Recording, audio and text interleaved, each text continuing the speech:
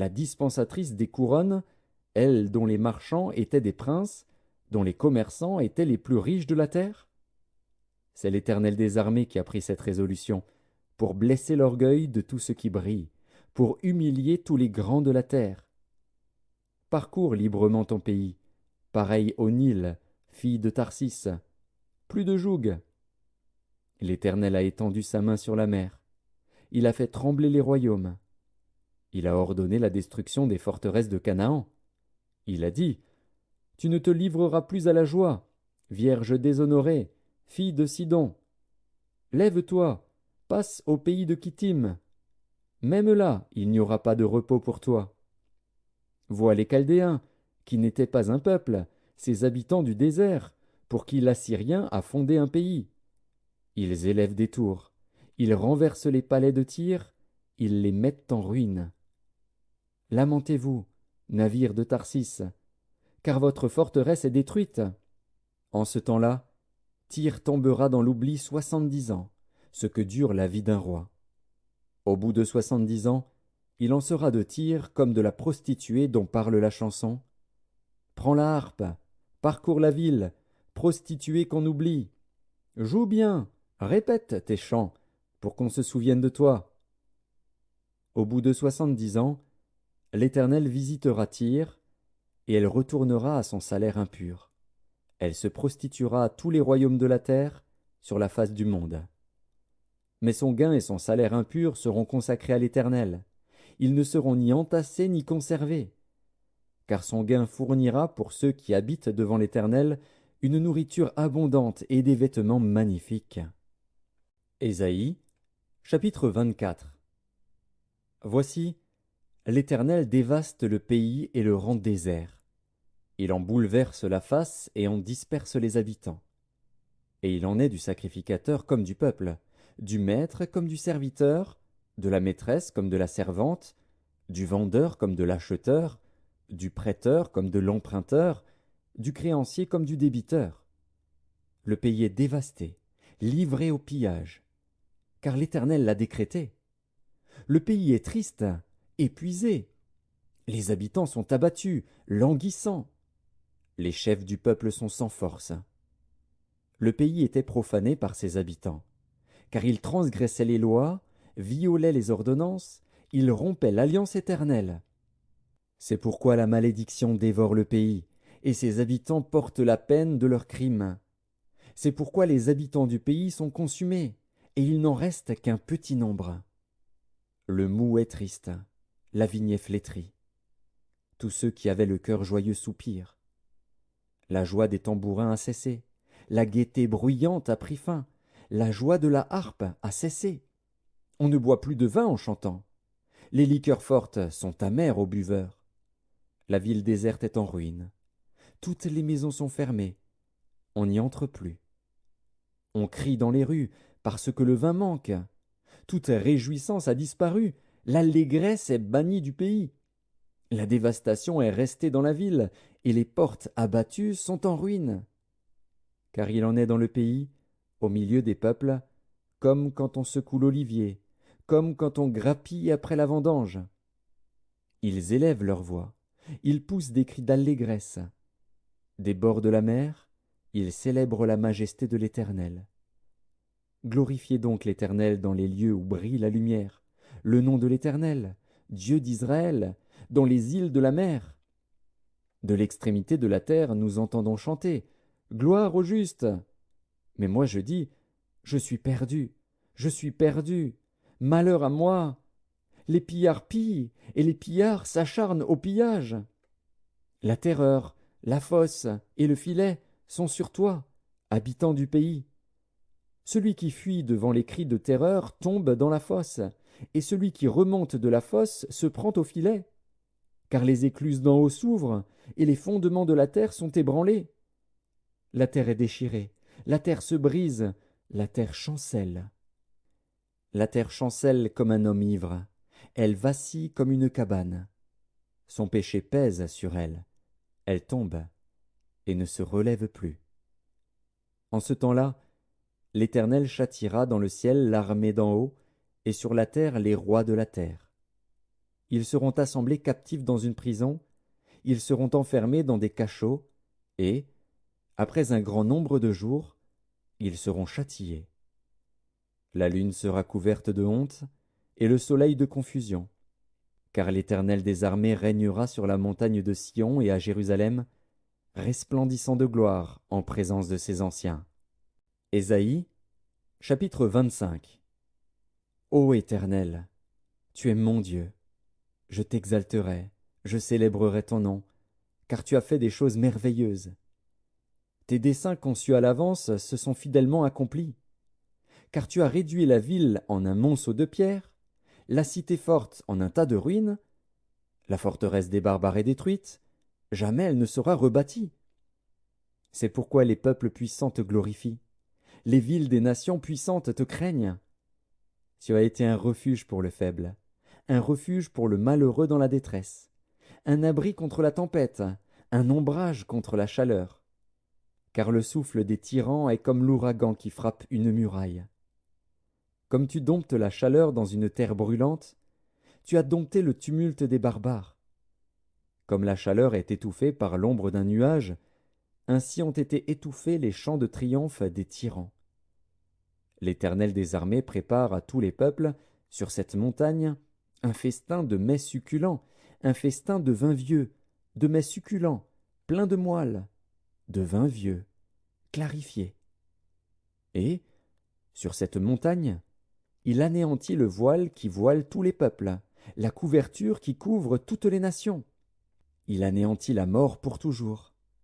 Le Seigneur, l'Éternel, essuie les larmes de tous les visages. Il fait disparaître de toute la terre l'opprobre de son peuple. Car l'Éternel a parlé. En ce jour, l'on dira, Voici, c'est notre Dieu, en qui nous avons confiance, et c'est lui qui nous sauve.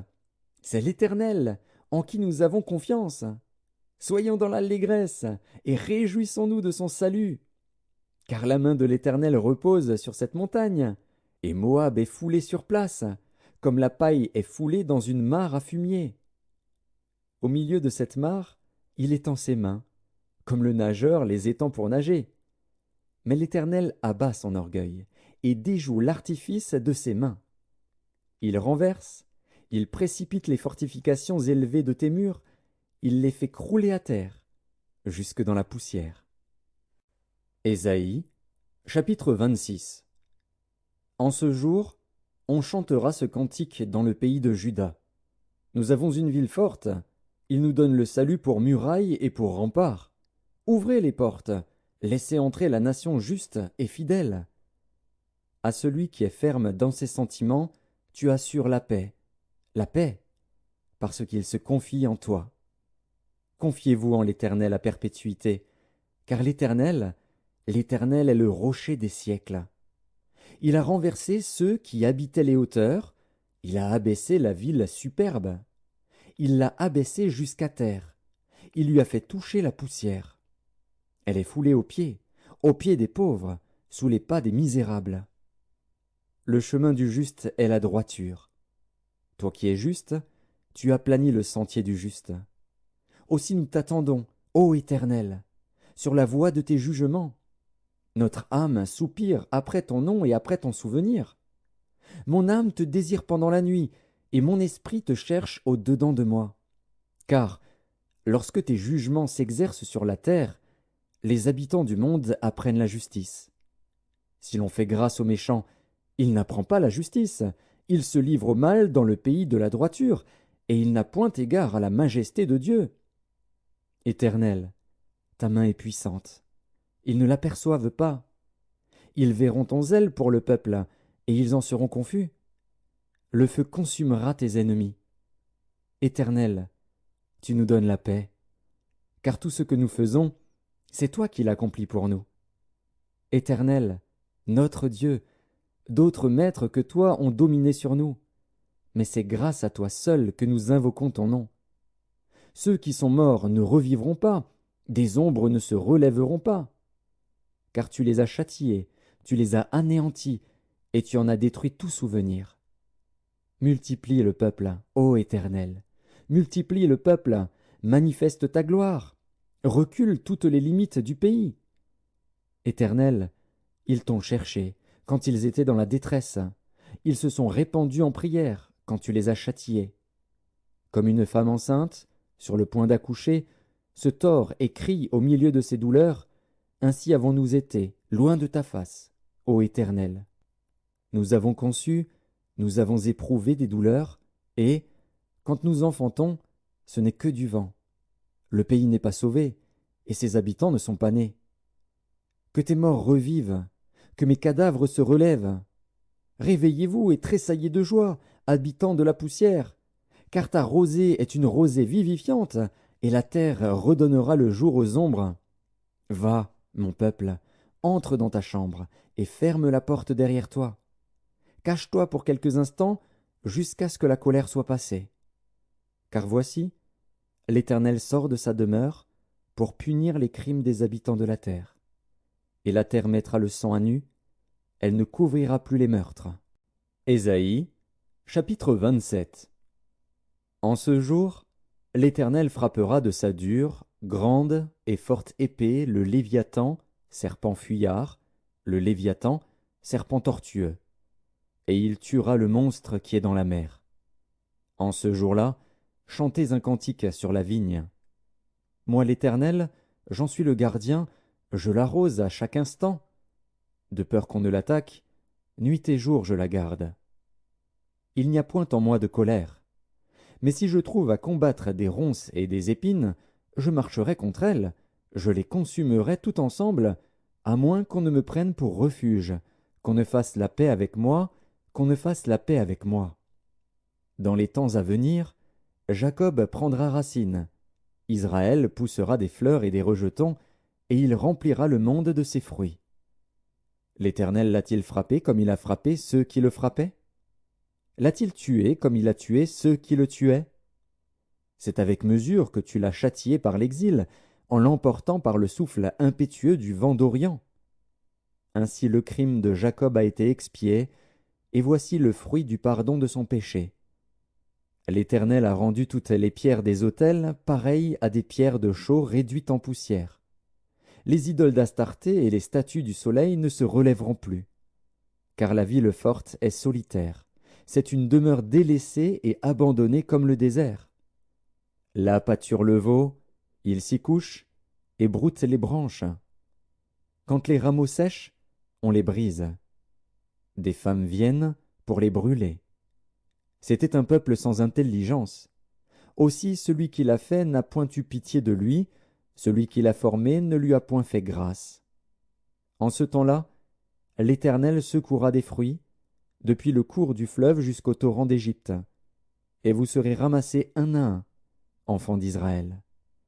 En ce jour, on sonnera de la grande trompette, et alors reviendront ceux qui étaient exilés au pays d'Assyrie ou fugitifs au pays d'Égypte.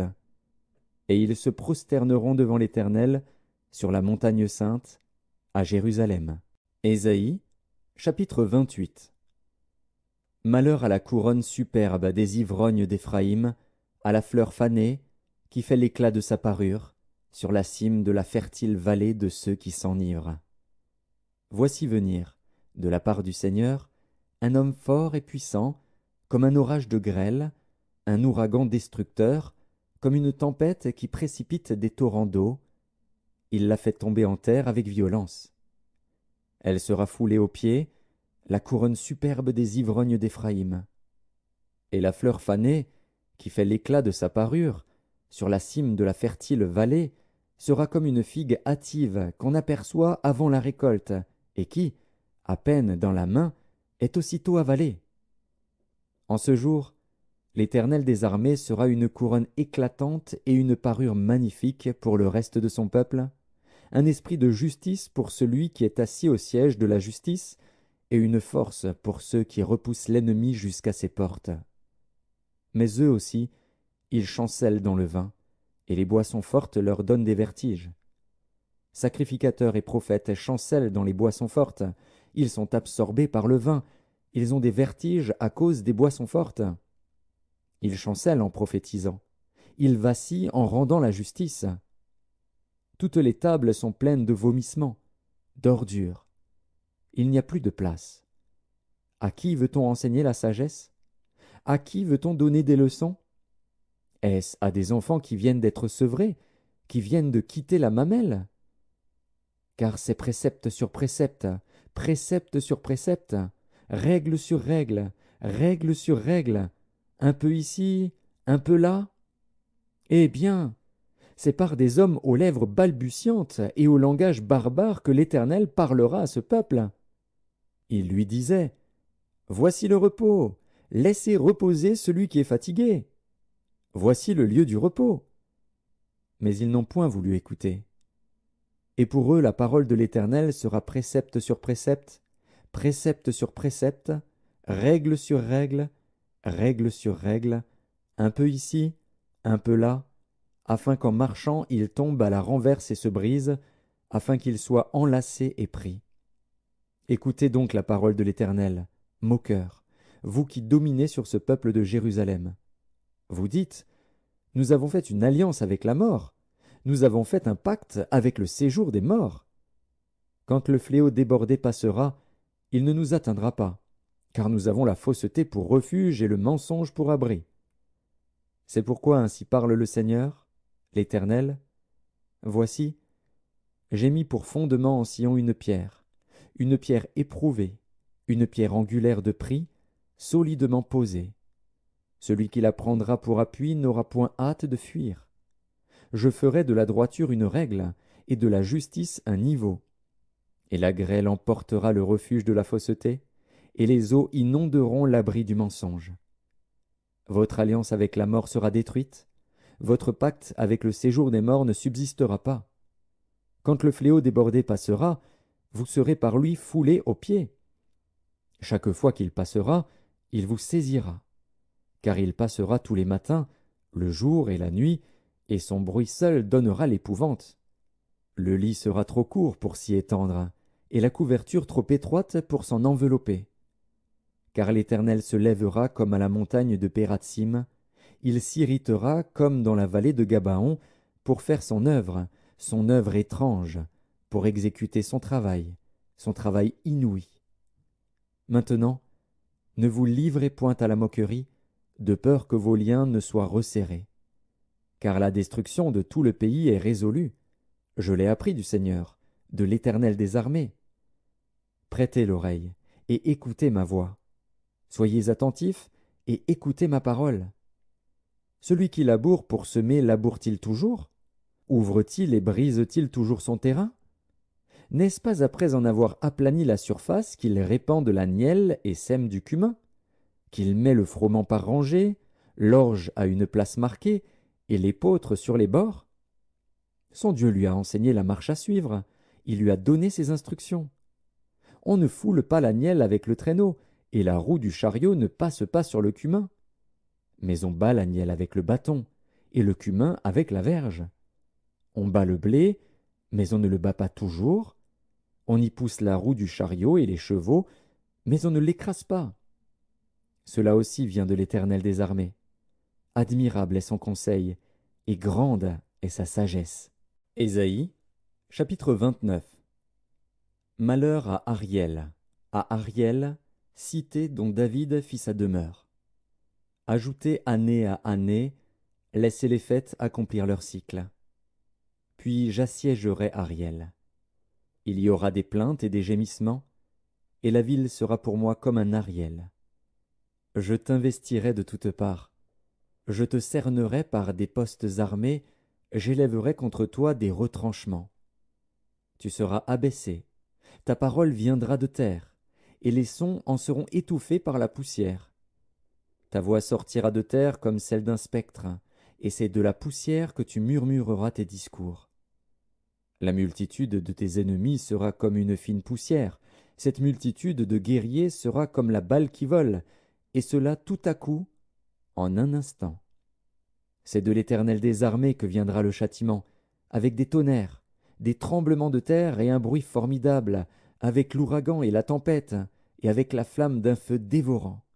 Et, comme il en est d'un songe, d'une vision nocturne, ainsi en sera-t-il de la multitude des nations qui combattront Ariel, de tous ceux qui l'attaqueront elle et sa forteresse, et qui la serreront de près. Comme celui qui a faim rêve qu'il mange, puis s'éveille, l'estomac vide, et comme celui qui a soif rêve qu'il boit, puis s'éveille, épuisé et languissant. Ainsi en sera-t-il de la multitude des nations qui viendront attaquer la montagne de Sion. Soyez stupéfaits et étonnés. Fermez les yeux et devenez aveugles. Ils sont ivres, mais ce n'est pas de vin. Ils chancellent, mais ce n'est pas l'effet des liqueurs fortes. Car l'Éternel a répandu sur vous un esprit d'assoupissement. Il a fermé vos yeux. Il a voilé vos têtes. Toute la révélation est pour vous comme les mots d'un livre cacheté que l'on donne à un homme qui sait lire, en disant « Lis donc cela » et qui répond « Je ne le puis, car il est cacheté » ou comme un livre que l'on donne à un homme qui ne sait pas lire, en disant « Lis donc cela » et qui répond « Je ne sais pas lire ». Le Seigneur dit « Quand ce peuple s'approche de moi, il m'honore de la bouche et des lèvres, mais son cœur est éloigné de moi, et la crainte qu'il a de moi n'est qu'un précepte de tradition humaine. C'est pourquoi je frapperai encore ce peuple par des prodiges et des miracles. Et la sagesse de ces sages périra, et l'intelligence de ces hommes intelligents disparaîtra. Malheur à ceux qui cachent leurs desseins pour les dérober à l'Éternel, qui font leurs œuvres dans les ténèbres, et qui disent « Qui nous voit et qui nous connaît ?» Quelle perversité est la vôtre! Le potier doit-il être considéré comme de l'argile, pour que l'ouvrage dise de l'ouvrier « Il ne m'a point fait » pour que le vase dise du potier « Il n'a point d'intelligence » Encore un peu de temps, et le Liban se changera en verger, et le verger sera considéré comme une forêt. En ce jour-là, les sourds entendront les paroles du livre, et,